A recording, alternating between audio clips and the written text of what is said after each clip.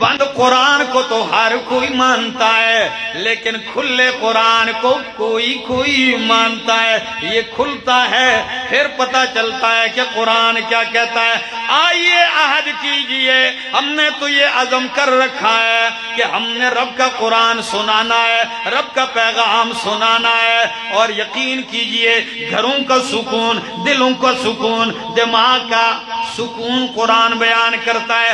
میرے سامنے یہ رب کا قرآن ہے، سورت کا نام سورۃ العنکبوت ہے، 21واں پارہ ہے سورۃ العنکبوت۔ عنکبوت مانا مکڑی، مکڑی کہتے ہیں، پنجابی میں اس کو ڈاور کہتے ہیں، پشتو میں اس کو جولا کہتے ہیں، کئی جگہ میں جولاگے کہتے ہیں، اور عربی میں اس کو عنکبوت۔ کئی لوگ نہیں سمجھتے تو آپ نے کئی مکانوں میں دیکھا ہوگا جالا بنا دیتی ہے، دیکھا ہے؟ مکڑی جالا بنا دیتی ہے چھت کے نیچے کونوں میں۔ قرآن نے پوری سورت کا نام سورۃ العنکبوت رکھا ہے، اور کیا کہا؟ فرمایا مثل الذین اتخذوا من دون اللہ اولیاء کمثل العنکبوت اتخذت بیتا وان اوہن البیوت لبیت العنکبوت لو کانوا یعلمون۔ کراچی والوں قرآن کہتا ہے مثل الذین اتخذوا، مثال ان لوگوں کی، اتخذوا جنہوں نے بنا رکھے، من دون اللہ اللہ کے سوا، اولیاء کارساز، حاجت روا، الہ و معبود بنا رکھے ہیں۔ فرمایا ان کی مثال کا مثل العنکبوت، اس مکڑی کی طرح ہے، اتخذت بیتن جو گھر بناتی ہے۔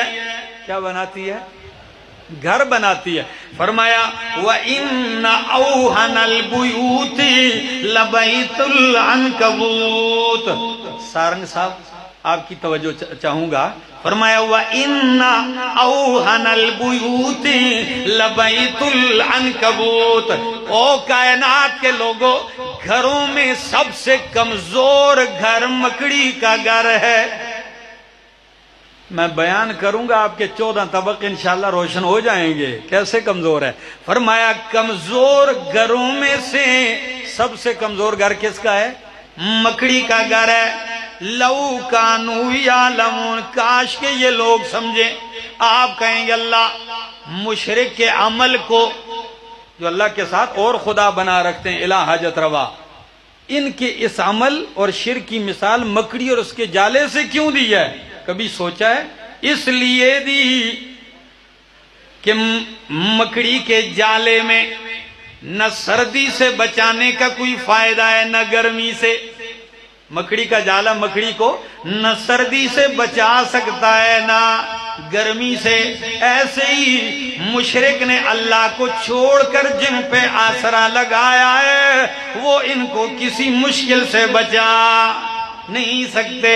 جس طرح مکڑی نے جالے پہ بھروسہ کر رکھا ہے، بھول گئی ہے، غلطی پر ہے، ناسمجھ ہے، اسی طرح مشرک نے اللہ کو چھوڑ کر جن پہ سہارے لگا رکھے ہیں، یہ بھی ایسا ہی ہے۔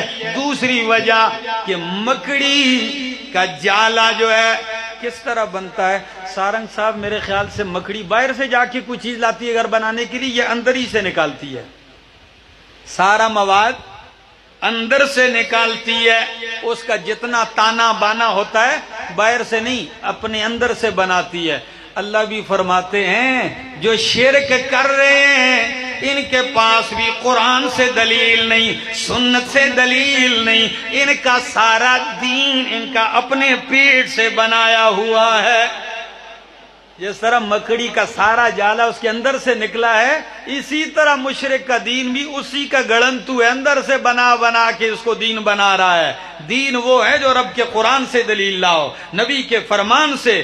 اور تیسری وجہ یہ ہے کہ مکڑی گھر بناتی ہے مکھیوں کو پھنسانے کے لیے۔ کس کو؟ یہ نظارہ میں نے کیا ہے، مکڑی جالا بناتی تاکہ مکھی پھنس جائے۔ تو مشرکوں نے بھی جو شرک کے اڈے بنائے ہوئے ہیں، یہ بھی جاہلوں کو پھنسانے کے لیے. یہ جاہل آئیں ادھر پھنسیں، پھر جب مکڑی آتی ہے نا، مکھی پھنسنے کے بعد تو اس سے ساری غذائیں چوس لیتی ہے، جو ڈھانچہ ہوتی ہے اسے پھینک دیتی ہے. ادھر بھی شرک کے لیے جاؤ گے، ایمان سے خالی ہو جاؤ گے، مال سے بھی خالی، اور کئی تو لوگ عزتیں بھی لٹا کے آ جاتے ہیں، ان سے خالی ہو جاتے ہیں، پھر کہتے ہیں ہاں ہون جل تو کامیاب ہے پتر، اب جا تو کامیاب ہے، بیڑا غرق کر کے اس کا. اور چوتھی وجہ، یہ بھی ذرا سننے کے قابل ہے، چوتھی وجہ یہ تو اس کی حصی کمزوری ہے، مانوی کمزوری.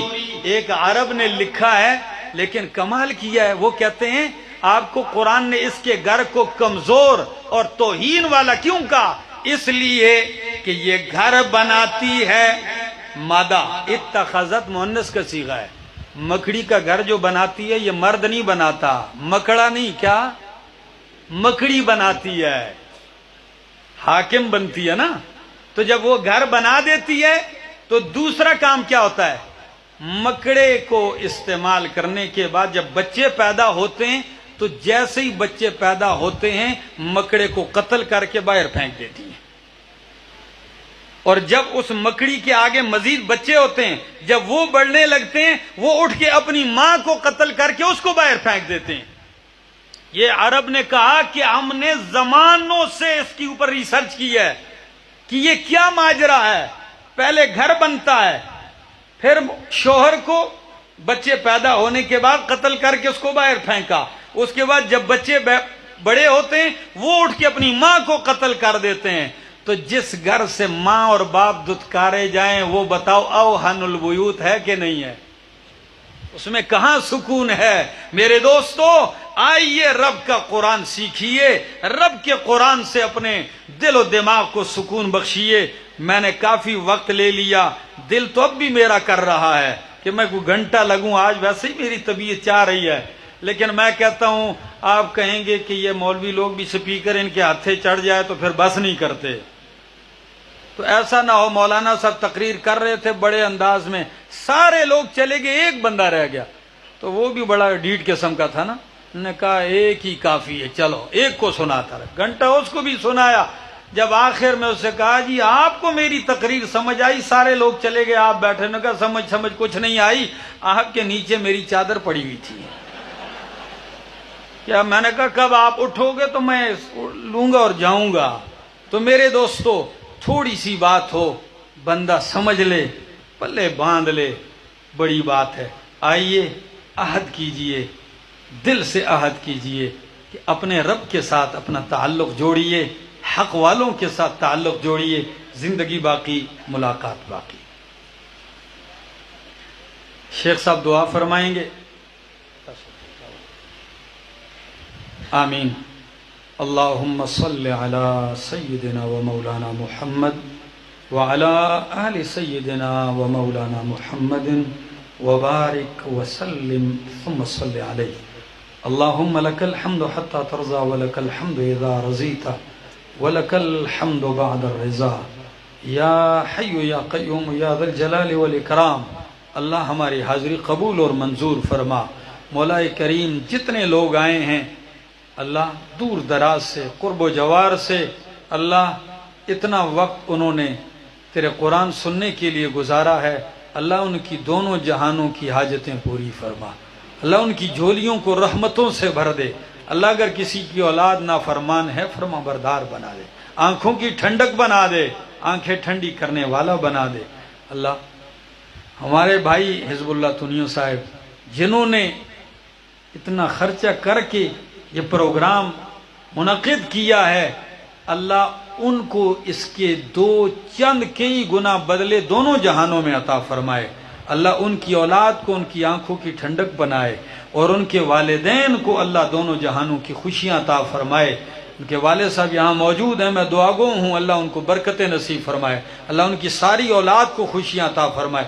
غموں پریشانیوں سے اللہ ہم سب کو محفوظ فرمائے اور خاتمہ ایمان پہ فرمائے. وصلی اللہ تعالی علی النبی الکریم وعلی آلہ وصحبہ اجمعین برحمتک.